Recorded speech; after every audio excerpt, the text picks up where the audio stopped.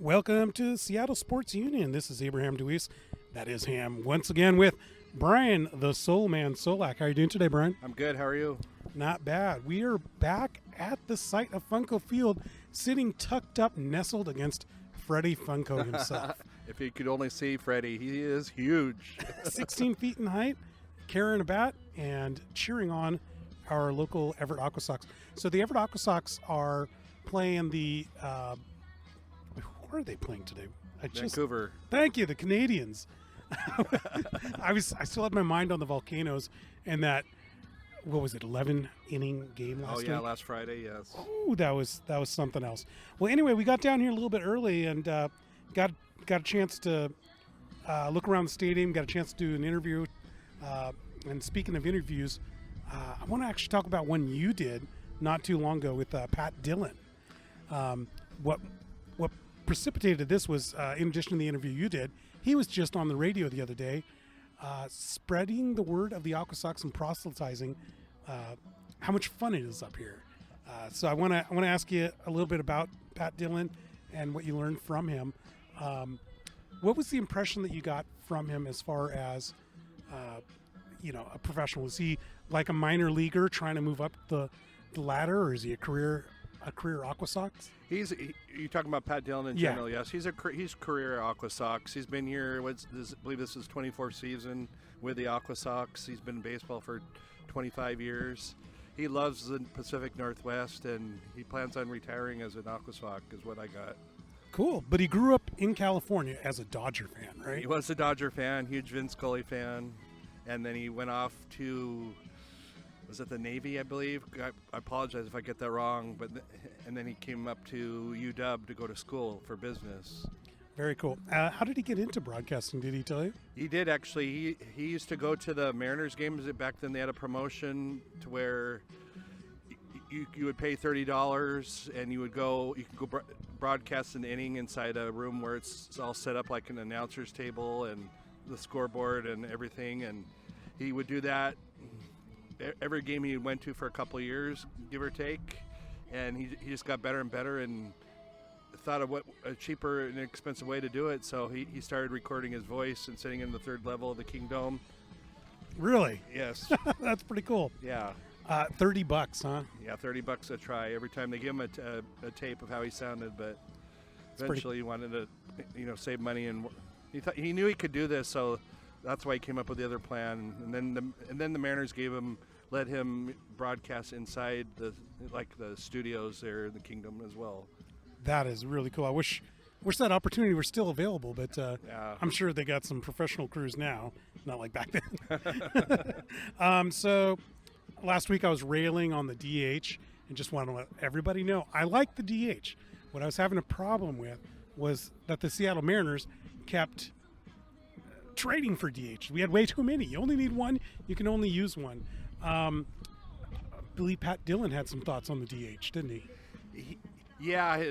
Long story short, we did talk about that for quite a while. It brings more offense to the game, and he sees eventually that the National League is going to go that route too to make the game more exciting.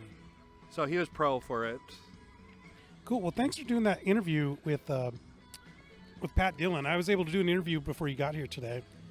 Grabbed one of the players before he went out there. Number 6, Reeves Martin. Reeves Martin, okay. He's that character that I see running around in the bullpen all the time. Tell me a little bit about him.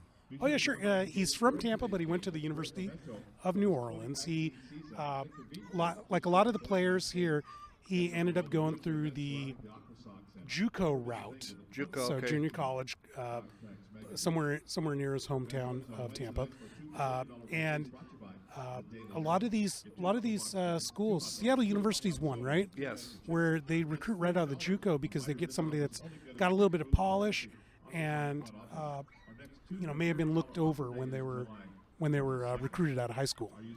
Okay. So that was his path to New Orleans. The Privateers is the private. Okay, what is a privateer? Do you know? Yeah, well, it's a pirate. Okay. but it's a legal pirate. Okay, legal pirate. Back in the old timey days, England would give people a letter of marque, Okay. M-A-R-Q-U-E. I never knew that. Yeah, France, Spain, all these guys did it. And basically what it is you, Soulman, I give you a letter of marque, you're going to go attack anybody but me. Oh, okay. So That's not fair. So if you want to come into my home port of Lake Forest Park, I grant you amnesty, and you won't be prosecuted or anything like that. Okay. So if you go on a rampage in Linwood, I don't care.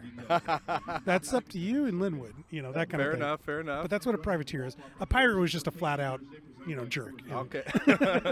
So is he like a Cajun voice, or what? Does he have an accent, or? No, he's from Florida, so he's definitely a Southerner, but not of the Cajun ilk. Okay. I found out from him that there was a coach from not from college, but from not from high school, but from one of his summer leagues. Like he was in the Cape Cod League. Okay. He was also in the Valley Nice. League.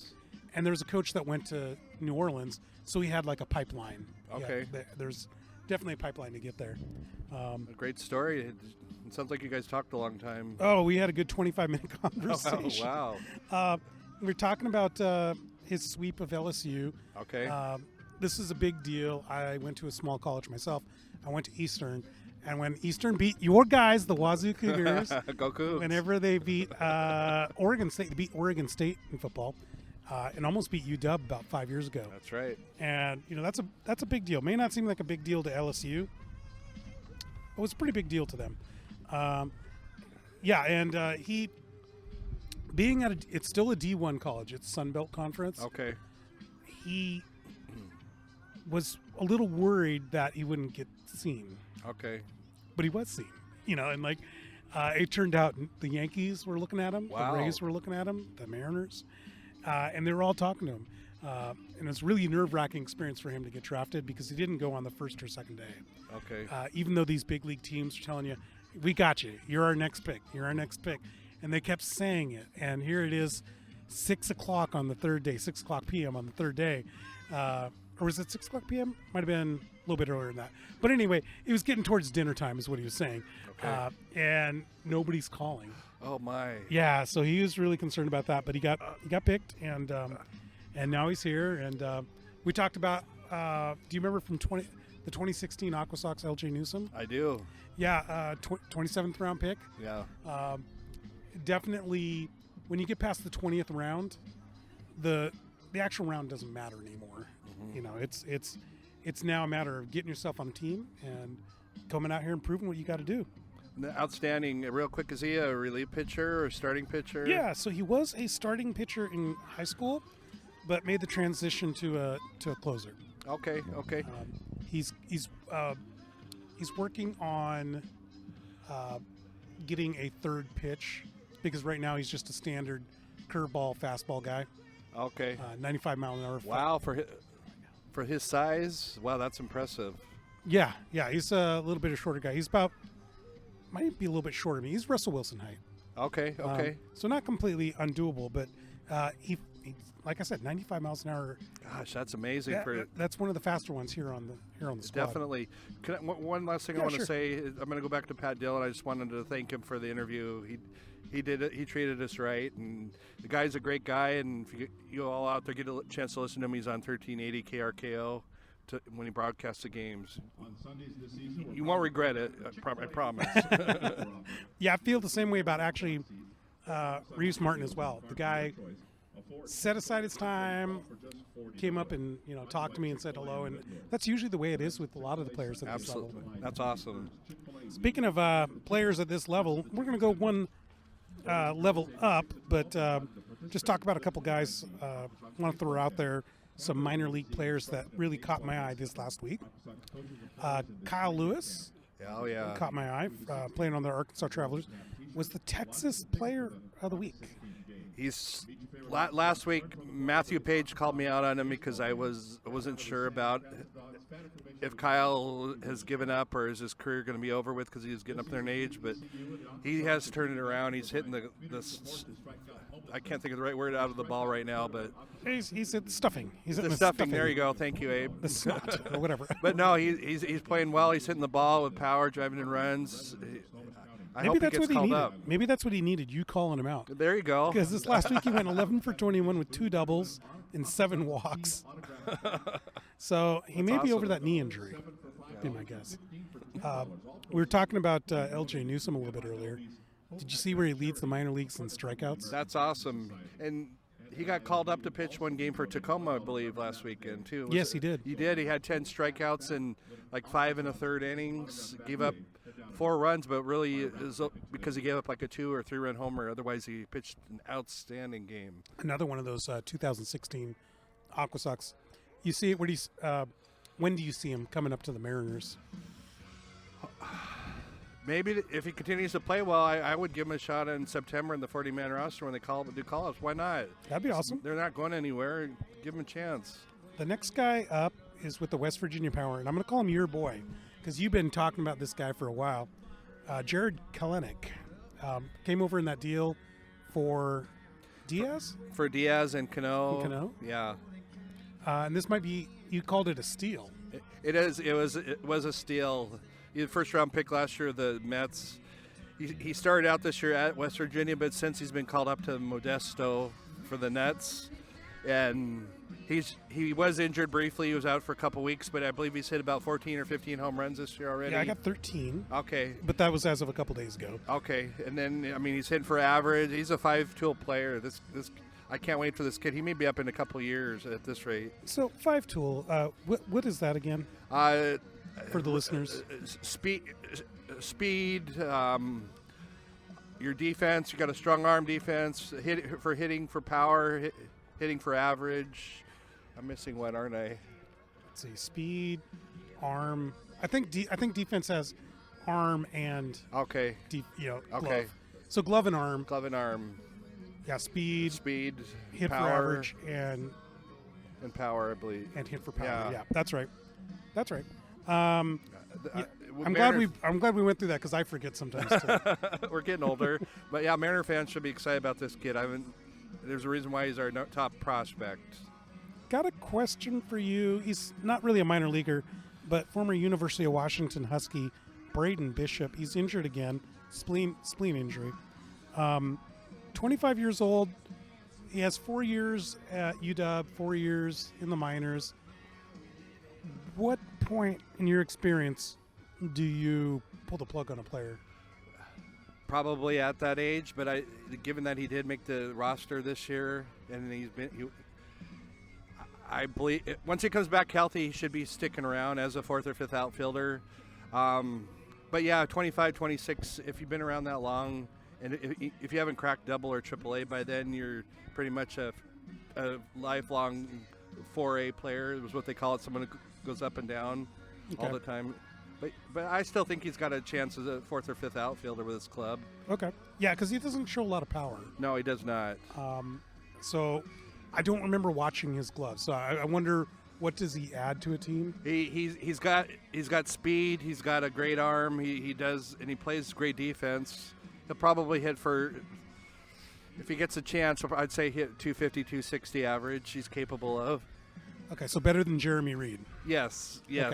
I remember that guy. I think, but he's actually a hitting coach now somewhere. Is he? Yeah, I want to say. Where does he get the gall to be? I don't know, but true story. I think it was with the Angels. I remember he was sold to us as this great defender. Basically what Mitch Haniger is kind of right now, like great defender, has power, has everything. Yeah. And, we got swindled on that one. Yes, we did. I saw J.P. Crawford's on fire. He is. The kid, ever since he came back, he was injured and he came back. Ever since he's hitting the stuffing out of the ball again too. He has made some errors, but that's how you learn, by playing. And his stats are similar to Gene Segura's. In fact, that was a great trade for us. I mean, I'm excited about this kid.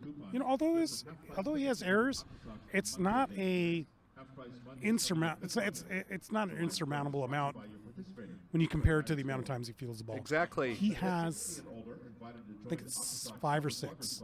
on the year. His arm too. Don't mean to interrupt you, but his arm was just. Oh, he's got a strong arm, and the guy can cover territory, man. Cool. All right, so I want to talk to you a little bit about some things in baseball that just popped in my head this week. First of all, the baseballs are juiced. We know that, right? Mm-hmm. Okay. Yes, I agree. Is this good or bad for baseball? I think it's good for baseball right now. It brings more excitement to the game. High-scoring games it makes it more fun to watch. Does it though? I mean, here's my thought. So you got more home runs. You have the Twins, the Mariners, and the Indians. They're all going to set the record for most home runs in a year. Yeah, that's crazy. The Yankees too are pretty high there too. Yankees are pretty high, but just talking about pace. Oh yeah. These three teams in one season would break the record, and I wonder if that just kind of devalues a home run. Or am I just an old fogey? Yeah, I think you're an old fogey. That's besides the point. But raise the mound. No, that's not music. What was it? How long has it been since they said the ball was juice? It's been, about 15, 20 years? But this year, or last year, they recognized they actually changed the ball. So they recognize, it's actually, there's something different about it. But I was talking to my dad about this. There's other factors too, right? There's change of launch angle in batters. Correct. So what that means is batters are trying to intentionally hit home runs rather than contact, right? That is correct. Okay. But what that does is that'll elevate the home run totals. But in my opinion, it kind of makes it less of a fun game to watch because nobody's hitting and running. No one's taking a steal. No one's moving runners along. That would be a good poll question to have, seriously, because I think differently. I think it, just like I said, it makes it more exciting and fun to watch. I mean, I don't want all my crappy hitters going up swinging for the fences every time. Don't get me wrong, but I've always enjoyed watching baseball. You know that, but this year is just something special about it. I can even tolerate a Mariners game sitting there watching it because I know there will be some excitement. Okay, you know what though? I mean, that's okay. That's like that's basically stating that Ichiro's useless. Guys like that, Julio Cruz would be useless. Rod Carew would not survive in today's baseball. I disagree. The guy could hit. The guy was a hitter. You can have those line drive hitters mixed among these power hitters. Yeah, I'm not seeing them in baseball today. If we really dug deep into it, I bet we can come up with a few. But I know we're on a time constraint. In other words, you don't know any, do you? That's not true. I just need to think about it for a few minutes. Okay, think about this. What do you think of Statcast? That's a good question because Statcast, for those of you out there who don't know, it's a analytical computer or something. Yeah. They use cameras and computers, and they can judge your velocity, your exit velocity, your spin rate. I was talking with Reeves Martin about this earlier today. Okay. They are meticulously going over the spin rate on his curveball. Really? Yeah, and it's what he was practicing earlier today. When he was in the bullpen, they're like checking it, and they're like, "That's a good spin rate. That's not a good spin rate," or maybe you need to, try something different to get a higher level spin.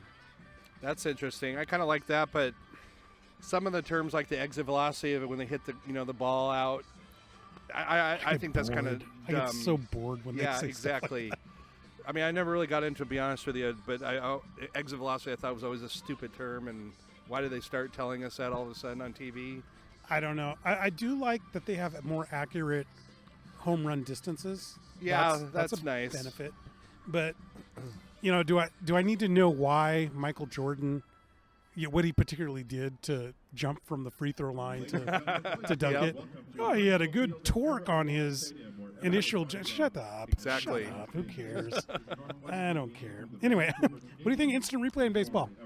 I love it. I'll be honest. At first, I thought, don't mess with Major League Baseball, America's pastime, but it makes it. makes an impact on the game when there are some bad calls by the umpire. I'm 100% for it. What are we, 3-4 years in now? About 3 or 4 years, yeah. Yeah, I haven't really seen anything wrong with it yet. I do get a little annoyed that it's dragging the game out a little bit, but I see that they have countermeasures now. For example, they're limiting warm-up pitches and that kind of thing. Exactly. So, yeah, I'm not really for or against it. I expected to have like a really, a really strong hardline stance one way or the other, but I don't. Agreed. Agree with that. I was also thinking about this week the cut fastball, the cutter. The cutter. I'm going to read you a term on that just because. Okay. I seen it, but I wanted a better explanation. A cut fastball is a type of fastball that breaks towards a pitcher's glove hand side as it reaches home plate. It's somewhere between a slider and a two-seam fastball, and it's usually thrown faster than a slider. I kind of find that interesting. So, were people not doing this before Mariano Rivera? See, they must have. Yeah, I forgot about that. That's Mo's pitch. That's right. Good call. I don't, unless there was a different name, growing up when we were growing up for this pitch, but you think it had been around longer than that. It's just kind of a late slider, isn't it? Yeah, exactly. Okay. Well said. Yep. So, yeah, no, it just kind of confused me because, it is the most popular pitch right now for players coming up. Any reason, like when you're playing, there's something about a cut fastball that doesn't jibe with hitters that maybe just I can't really show our audience, but it's just the way it moves. The movement of the ball is just. But how much of that is because maybe it wasn't thrown that often? That could be, but the way it moves, like you said, it's faster than a slider. It just you go, and then all of a sudden it's in the catcher's glove, and the pitcher or the batters do get confused by it, but they should rename that Mo's fastball or something. Mo's ball, because that guy invented that pitch. Best relief pitcher ever in baseball. He's going to Cooperstown. Oh yes, he is. You've been to Cooperstown. I've been to Cooperstown. I'll be headed to Cooperstown in a few weeks for my 3rd time. What is it like to be there? Oh, what was your experience like? It's like being a kid in a candy store. That's how I first interpreted when I went there. I mean, you're driving through the country roads, and all of a sudden you come into this small little town. It's maybe. Oh, it's upstate New York, right? Yeah, and it's a tiny little town, but you get out, there's like hundreds of stores filled in a little street with memorabilia, whatever. And then right in the middle of it's the Hall of Fame. There's lines out the door going down the street. There's like 3 floors of the Hall of Fame. Is it like Pullman? Like you're driving and then you're like, what the heck is this doing here? That's a kind of a good comparison. Why is there a town here with a big stadium? Yeah. It's gorgeous. I mean, it's right on a lake. It's just the atmosphere is amazing. You could go. I could live there and go every day and just be in awe. Okay. I mean, you see athletes walking the street, recognize, say hi. They'll talk back with you, and I mean, my brother has a great story. They went there and then they met Dave Niehaus out of the blue. And really? They chat with him for a while and got pictures. And wow. Was that when he got enshrined? Yeah. Yes. Back in 2008. Okay. You last went when? Griffey's enshrinement? I went Griffey's in 2016. Yep. Okay. Very cool. And then the wife and I will be going to see Edgar. Oh, by the way, tonight they just announced the starting pitcher for the AquaSox, and that is Mariner Sam Tuivasa. I call him Tui because I can't say it. Let's go with that. Yeah. I'll learn it. I'll learn it before the night's over. He pitched the other day too. He didn't do too well, but again, it's just a rehab start, so he's just working out his kinks. Cool. I want to ask you a little bit about the Washington State Cougars. I know we're doing previews, and today we have to do a truncated one because the game's going to come up soon. But what are your? You lost Gardner Minshew. Yes. You had probably the best season you guys have had since the Ryan Leaf era. I would agree with that. What's your thoughts going into this season? I'm excited. They got a young team. They got the depth. We finally got depth on defense. We've been robbed of that with previous coaching, and Mike Leach has just got all the recruits. He's got. I don't know how many are on the football team for the college, but he's probably got 3-4 deep at every position. All stud athletes. I'm excited about Gabe. How do you say Gabrud? Gabrud, yeah. Yeah, the transfer. Eastern. Yep. And then they got some good backups too. So it's just going to be an exciting season. They're ranked in the top 20. There's excitement in Pullman for once. I know you guys, you non-Cougar fans, give us crap about it, but we're turning into a football school, and we deserve credit where credit's due. I would say football school again, right? Because yeah. there's a parallel between actually Wazoo and UW, because you guys had that Paul Wolf era. Oh my gosh! And who was right before him? That guy wasn't very good either. He wasn't very good either. He took over for Mike Price, his longtime assistant. Forgive me for not remembering his name, but it's probably a reason why I don't remember his name. That's okay. I did everything I could to forget Ty Willingham myself. He just, they just didn't seem to care. They took over for Mike Price and just let the team, go. I don't want to swear on your recording, but go downhill from there. Go down the toilet. Yeah, there we go. But yeah, I'm excited, but I know I'm biased because I'm a Cougar, but I'm so excited for this year. So we're hopefully going to get to go there again this year. We have media credentials for the Cougs. This last season that we went, probably the most excitement for the Crimson and Gray in a long time, right? Oh, absolutely. Just the fact what Gardner Minshew brought to that program. I never told you this story, but a good friend of mine, his son, Bo Braden, is on the team. He's I want to say redshirt freshman or redshirt freshman. Either way, long story short, he said last year during summer practice, Gardner got the team together inside the locker room and said, this is going to be our year. We're going to go undefeated and win the national champion. By God, they almost went undefeated. What do we have, 2 losses all year? 1 or 2? Yeah. Let's see, one to UW. Oh, what was the one that you lost that was... Oh, yeah, that was early. It was against USC. That BS hit in the fourth quarter. Right. That should have been an injection. It should have been, but it wasn't. Yeah. And they like to say, I like to say, one play shouldn't define it, but by God, that was a brutal pill to swallow. I got a chance to preview a team. I got a chance to preview the Steelers. Oh, okay. Tell me, they've lost Antonio Brown, Le'Veon Bell, even though he didn't play last year. He's gone. How's that going to affect the team this year? You know, what's kind of funny is they didn't have Bell last year, like you said. Didn't affect the team too poorly at all.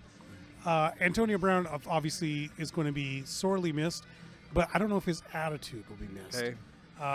He and Roethlisberger, the quarterback, had a contentious relationship. But a lot of people did not remember or realize that the leading receiver for the Steelers was actually Juju Schuster-Smith. Okay. He had 111 catches for 1,426 yards, led the team in touchdowns, and the next generation of player is already there. There's a fantasy pick for you this year. There is your fantasy pick. And when you're considering that Roethlisberger threw for over 5,000 yards, those passes they're going to go to somebody other than Antonio Brown, and they'll make it work. They made it work without Le'Veon Bell. They put in James Conner, and he ran for damn near 1,000 yards. He did. And they know how to plug the pieces at Pittsburgh, and they've been doing that for 20 some odd years.